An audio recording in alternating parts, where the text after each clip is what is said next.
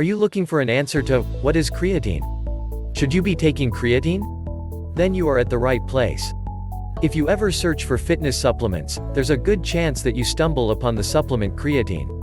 From gyms to magazines to websites and maybe even from your fitness buddies, the science of creatine deals with energy production, specifically in replenishing used energy. As humans, we use the molecule ATP as our energy source. Unfortunately, your muscle cells want to keep the levels of ATP in the cell pretty low. The reason being is that we use too much energy at once. It will cause cells to be acidic and make up all cellular functions. In order to combat this, the muscle cells need a little help from creatine kinase. When ATP is used, creatine kinase helps keep the acid levels in check by taking out hydrogen ions. On top of that, creatine kinase also takes another byproduct from used ATP, called ADP, and brings it to its buddy phosphocreatine to replenish ATP. This system of energy production, known as the false phosphagen, is a system used to produce energy for the first 10 seconds of intense physical activity before other energy production from other sources such as sugar, glucose, and fat, is even utilized. Where creatine comes in, is the production of phosphocreatine. Remember, your body doesn't like too many ATP molecules in cells. So whenever your body has excess ATP, ATP reacts with creatine to formulate phosphocreatine. The more created in your body, the more phosphocreatine produced, the more energy you can replenish. And this is where creatine supplementation comes into play. Although your body can naturally synthesize creatine from the breakdown of amino acids, colliding, and bargaining, studies consistently show that taking creatine supplements can be beneficial, especially with increasing power output.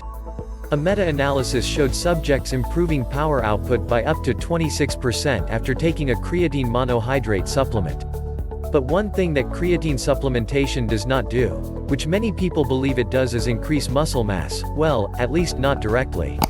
The two ways that muscle mass might increase with creatine is by providing more energy for higher output, which then provides a greater stimulus for muscle protein synthesis, and by retaining water, which might make muscles seem bigger without adding actual muscle mass. And there are even more benefits. Creatine supplementation has also been linked to replenishing glycogen, which is also important for energy production, reducing depression symptoms, decreasing fatigue. And there's also even a study that showed vast improvement on reducing headaches and dizziness from kids that suffer from traumatic brain injury, as far as how and how much you should take.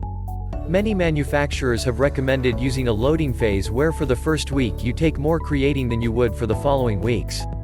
But the research shows that there's not really any significant benefit in doing so. The most typically recommended amount that has shown positive benefits is between 3 to 5 grams per day. And you can decide to stop taking creatine whenever you want to. But what about the dangerous side effects you've heard about creatine? There are definitely concerns in the case of what creatine does to your kidneys and liver. But these concerns have been either debunked or lack any concrete evidence, especially in human trials. The only notable side effect is the retention of water in your cells, which might make you look a little bit plumper and weigh a bit heavier. But if that's what your goal is to begin with, more power to you. Have more questions about other popular supplements? Leave your suggestions below and don't forget to like and subscribe for more future videos.